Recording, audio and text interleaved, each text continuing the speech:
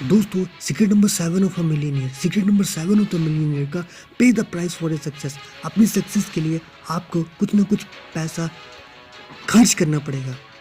यहाँ पर कुछ लोग खर्च करने का मतलब ये समझेंगे कि हमें लोन लेकर गाड़ी बंगले में पैसा खर्च करने को कहा जा रहा है। नहीं नहीं मेरे दोस्त, मैं ये नहीं कह रहा। मैं आपसे ये कह रहा हूँ कि आपको अपना पैसा बार बार इन्वेस्ट करना है, जहाँ से आपको रिटर्न ऑफ इन्वेस्टमेंट आ सके, जिससे आप और भी ज़्यादा कमा सकें और आप जल्द से जल्द मिलियनेयर बन जाएं।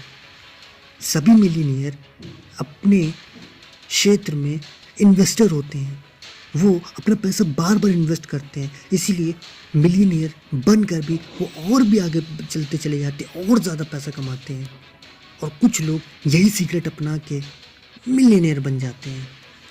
अब इन्वेस्टमेंट की ताकत समझाने के लिए मैं आपको एक एग्जांपल देता हूँ। मान लीजिए आपकी उम्र 25 साल है और आप उस उम्र में 25,000 रुपये कमा रहे हैं। तो मैं आपसे कह रहा हूँ कि आपको एक ऐसा इन्वेस्टमेंट बैंक अकाउंट खाता खोलना है, जहाँ पर आप पैसा तो डालें, लेकिन पैसा जब निकालने की बारी आए तो केवल इन्वेस्टमेंट जब आपको करनी हो तब निकालें।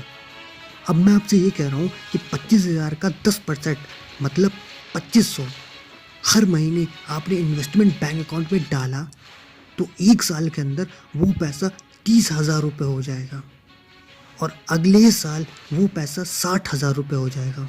जब 2 साल गुजरने के बाद उस 60,000 को आपने किसी जगह इन्वेस्ट किया तो मान लेते हैं कि वहाँ से आपको प्रॉफिट आ रहा है 5,000 रुपये का।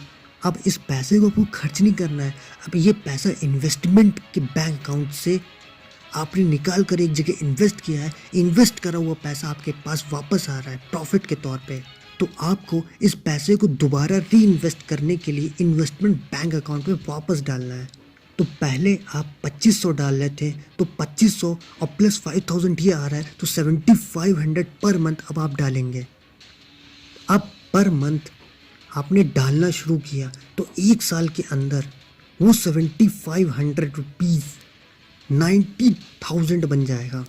अब मैं मान लेता हूँ कि आपने उसको फिर से री इन्वेस्ट कर दिया।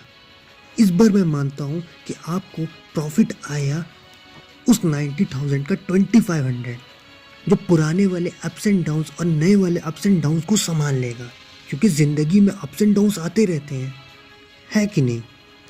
तो कुल मिलाकर पहले आपके पास 7,500 आ रहे थे प्लस 2,500, वो हो गया 10,000 रुपीज़। अब पर मंथ आप 10,000 रुपीज़ इन्वेस्टमेंट बैंक अकाउंट में आप डालेंगे। इसका मतलब 1,20,000 रुपये एक साल के अंदर आपको वापस आ जाएगा। जब 1,20,000 रुपये इन्वेस्टमेंट बैंक अकाउंट में जमा हो गया है तो फिर से आपको री इन्वेस्ट कर देना है।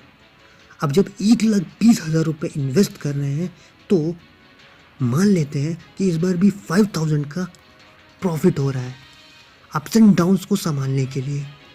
तो कुल 15,000 रुपये अब पर मंथ आप इन्वेस्टमेंट बैंक अकाउंट में डालेंगे। ये पैसा एक साल के अंदर 1,80,000 रुपये हो जाएगा। क्यों, मज़ा आ रहा है ना? आगे सुनिए।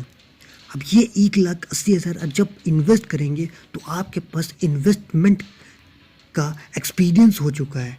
अब आप अपना पैसे को बर्बादी में नहीं लगाएंगे, आप ऐसी जगह आप लगाएंगे जहाँ पर आपको ज़्यादा से ज़्यादा फ़ायदा होगा, क्योंकि आप इन्वेस्टमेंट का एक्सपीरियंस ले चुके हैं। अब मान लेते हैं कि जब आपने 1,80,000 रुपये इन्वेस्ट किया है, आपकी 10,000 रुपये का आपको फ़ायदा हो रहा है। इट मीन्स कि टोटल 25,000 रुपये इस साल भी आप इन्वेस्टमेंट बैंक अकाउंट में डालेंगे। एक साल के अंदर आपके पास 3 लाख रुपए फिर से इन्वेस्टमेंट बैंक अकाउंट में जमा हो चुके हैं और आपकी 30 साल पूरे हो चुके हैं। सब कुछ सही चल रहा है। और जब आप इसको री इन्वेस्ट करेंगे तो इस बार मान लेते हैं कि आपको प्रॉफिट आ रहा है 15,000 का, तो कुल 25,000 plus 15,000 is equal to 40,000 rupees.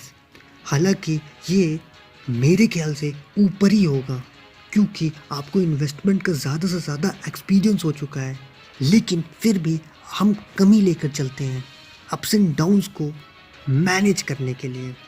अब एक साल के अंदर वही 40,000 4,80,000 बन जाएगा।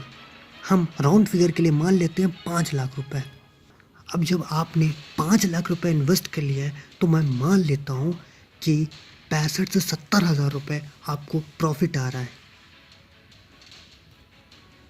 हम 70,000 मान लेते हैं, तो एक साल के अंदर 8,40,000 रुपये आपके, एक साल के अंदर 8,40,000 रुपये, और आपने इस पैसे को फिर से इन्वेस्ट किया और आपको अब पर मंथ 1,00,000 रुपये आने लगा।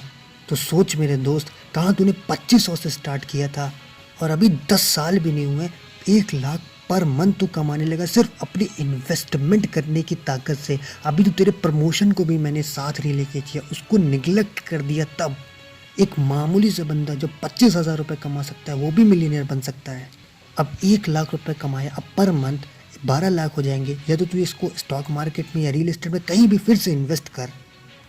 अगर स्टॉक मार्केट में इन्वेस्ट करता है तो कंपाउंडिंग की ताकत से ये 1,00,000 रुपये पर मंथ 30-40 साल में करोड़ों रुपए बन जाएंगे।